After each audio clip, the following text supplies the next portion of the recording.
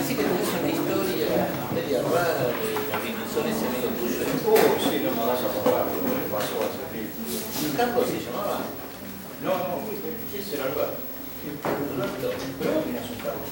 No, pensé que es un amigo mío, el Dimensor.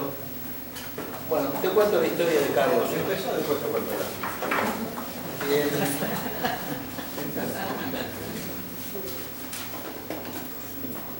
Desde la época de adolescentes teníamos una canchita, la canchita en realidad, un potrero que sigue dando de uno a otro con dos arcos, pero justamente por Carlos, porque terminó siendo el Dimensor, todos cortaron el pasto, él delimitó bien todas las líneas y ese verano la cancha estuvo pintada como correspondía, con el círculo, con las áreas, con todo, así que no más docente, no más clase, no más nada, mañana de sol, a la canchita. Un potrero. El potrero, pero ya más o menos alisado. El 8, a las 11 se han juntado 8, más dos primos del gordo. El gordo, con la pelota bajo el brazo, pone ¡pam!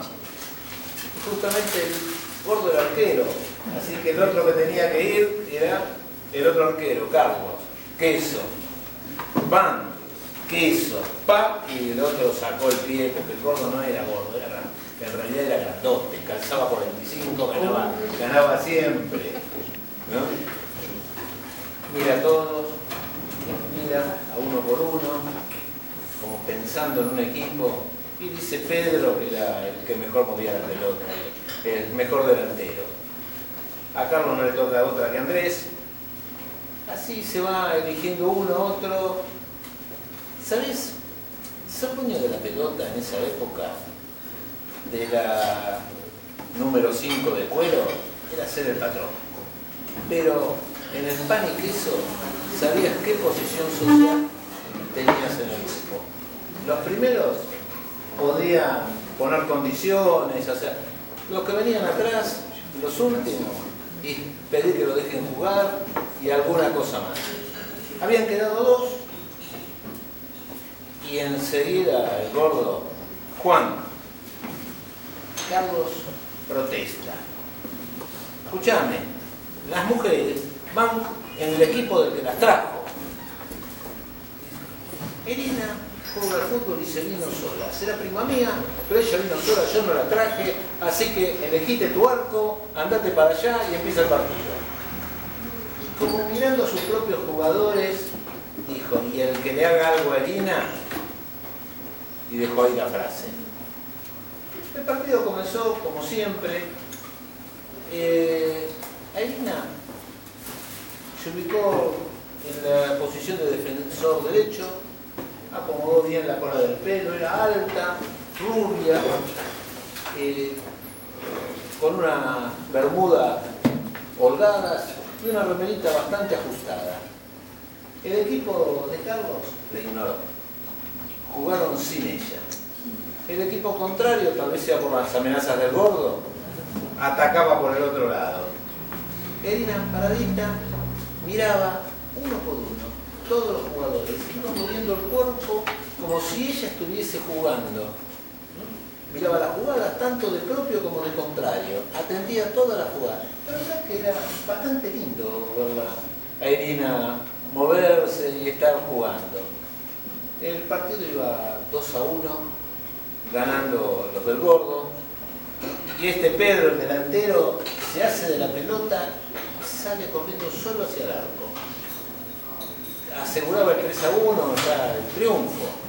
Cuando Irina sale, corre con sus piernas largas y muy suavemente, con su zapatillita rosa, le empuja la pelota. Pedro siguió hacia adelante sin saber por qué no tenía más pelota para patear.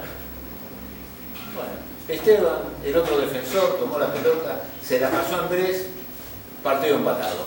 2-2, gol, festejo. Edina ahí empezó a robar pelotas, a interrumpir pases y cada vez que tomaba una pelota salía corriendo.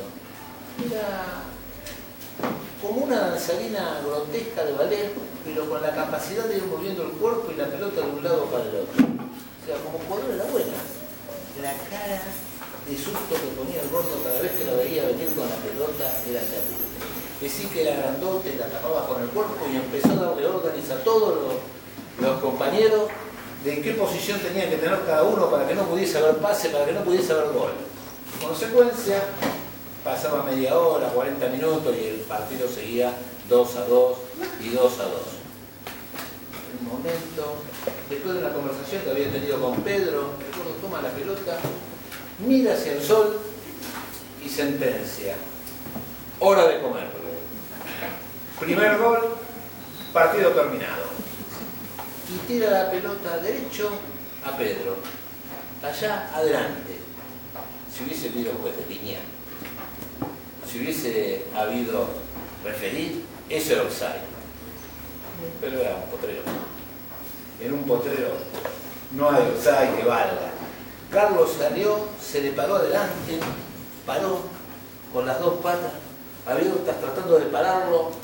No. Pedro lo quiso ir por un lado, él se fue por un lado y lo tapó. Pedro quiso ir para el otro, lo tapó. Cometió el error de abrir las piernas. Y ahí Pedro a hacerle el túnel, ¿no? El partido terminado. Edina vino desde atrás, tomó con su pelotita larga la pelota y salió corriendo para adelante. Carlos se olvidó del arco, se olvidó de todo y salió corriendo también. Edina, en vez de avanzar hacia el arco, derecho, como siempre lo había hecho, esta vez se tiró al lateral. Se fue avanzando por el lateral. El gordo miró el arco, miró todo y se empezó a correr para atrás para poder taparle el agujero que quedaba. Y Edina patea exactamente por el mismo lugar donde antes había estado el gordo. Pero mira a Carlos y le sonríe.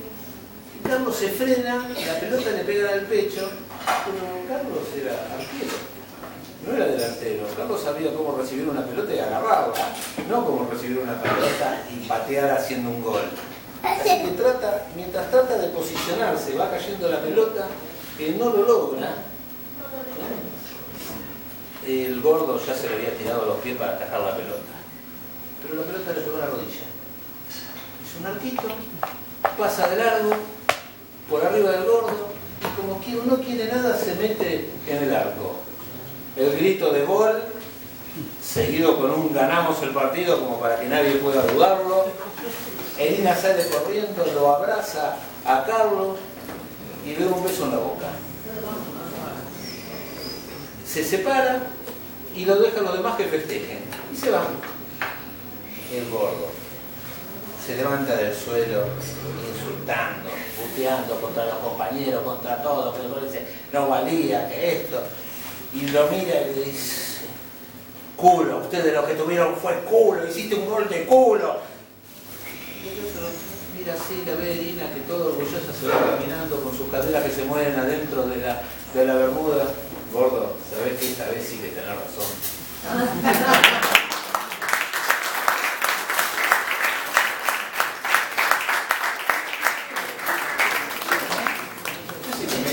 ¿Estas son las abuelitas de Edina? No, de la nieta de Edina. No, se dedica a algo. Ella cansa de ballet. Antes de que me olvide, te cuento la historia del agrimensor que conozco yo. Bueno, ¿ese será Juan? Alberto. Alberto. La verdad que es la mejor olvidarse de este tipo que... Pero bueno, Alberto fue a trabajar a una ciudad en el interior de la provincia de Buenos Aires.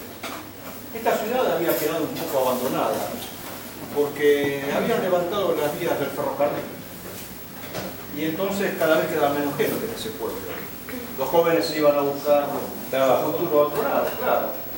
Pero a este hombre, Alberto, lo habían mandado a tomar unas medidas porque iba a pasar una nueva ruta por ese lugar. Por ahí salvaba el pueblo. Y se iba a salvar, pero de casualidad, porque esa ruta iba a unir dos ciudades importantes. Y de casualidad pasaba por ahí. En ese pueblo cada vez quedaba menos gente. Pero había un personaje flacucho, alto, de una barba amarillenta, vestía siempre con harapos, casi un cirujano. Él dormía en la estación del ferrocarril, para lo que quedaba de la estación. Y cuando el tiempo lo permitía y estaba bueno, él dormía debajo de un árbol, de un enorme árbol que estaba en el medio del campo. Se tapaba con una manta corta.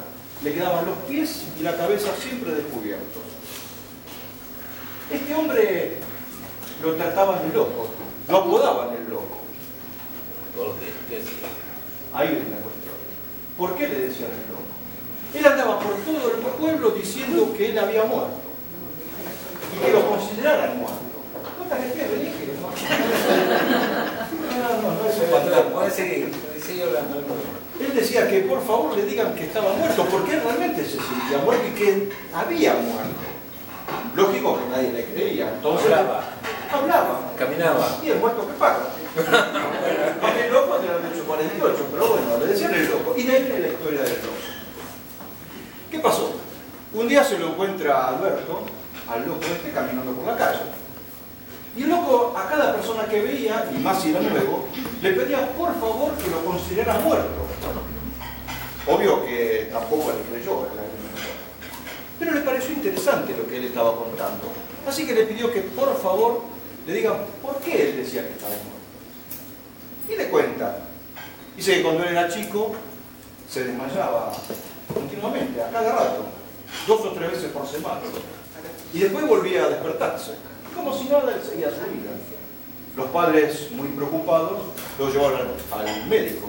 Le hicieron varios estudios, lo revisaron, dijeron que eso no era nada. Que no se preocupara porque de eso él no se iba a morir. Los padres no quedaron conformes, así que la llevaron a una curandera. ¿Cómo le conocía a Chachi? Una curandera. No tanto, pero era curandera. Y le había dicho que tampoco se iba a morir de eso, que no se preocuparan, que eso no era nada. Que lo que... No le creyó, loco. No, tampoco. Bueno, esos eran los padres, que era chiquito todavía. Lo habían llevado cuando era chico. ¿Qué pasó? Decía que lo que tenía eran parásitos y cosas que él se iba a ir solo con el tiempo. Hasta que un día este pobre hombre se desmayó y nunca más se despertó. ¿Y si está caminando? Porque parar, no te adelantes, ahí viene la historia. Ah. Está caminando, pero él se sentía muerto. ¿Por qué? Porque él, como nunca más se despertó, él se sentía muerto, pero en el pueblo, como sabían la historia de él, los médicos habían dicho que él nunca se iba a morir, nadie le creyó que estaba muerto. Entonces él estaba, para la naturaleza, muerto.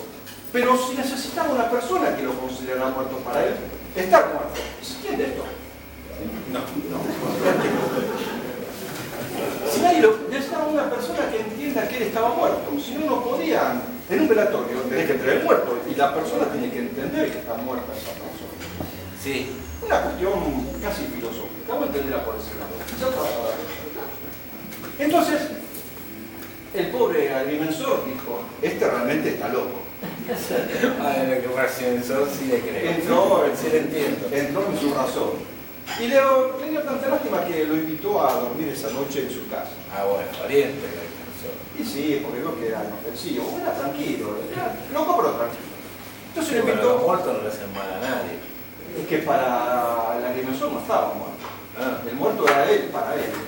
Entonces lo invitó a su casa y le dijo si podía dormir. Lo invitaba y lo dejaba dormir en el comedor. El loco aceptó, se llevó su manta, se tapó como todas las noches y tenía la costumbre de siempre acostarse con un semicírculo de velas a su alrededor. Un velorio. Digamos que sí que era un O velorio. sea, nunca salió del velorio. Y digamos que sí, que eso es lo que está pasando. Entonces le dijo esa noche, dice, por favor, créame que yo estoy muerto. Yo hace 30 años que estoy viviendo este suplicio.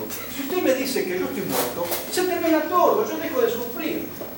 No le siguió creyendo a Alberto. Se fueron a dormir y esa misma noche iban a llegar 2 personas más que iban a ayudar a la agrimensora a hacer el trabajo de medición del campo de la ruta.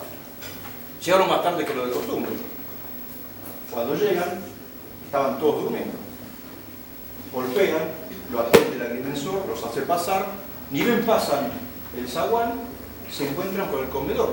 Ahí estaba este personaje tirado en el piso. Cuando los dos lo ven, demacrado, con las velas, gritaron: ¡no, muerto, muerto! Fue en ese momento que escucharon como que si se desinflaba algo. Miraron la manta y se apoyó contra el piso.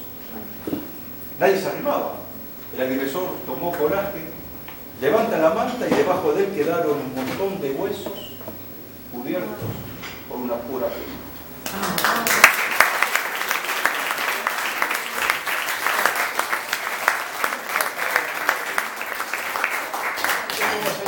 ¿Es para creer o reventar? Bueno, este reventó. Yo prefiero creer.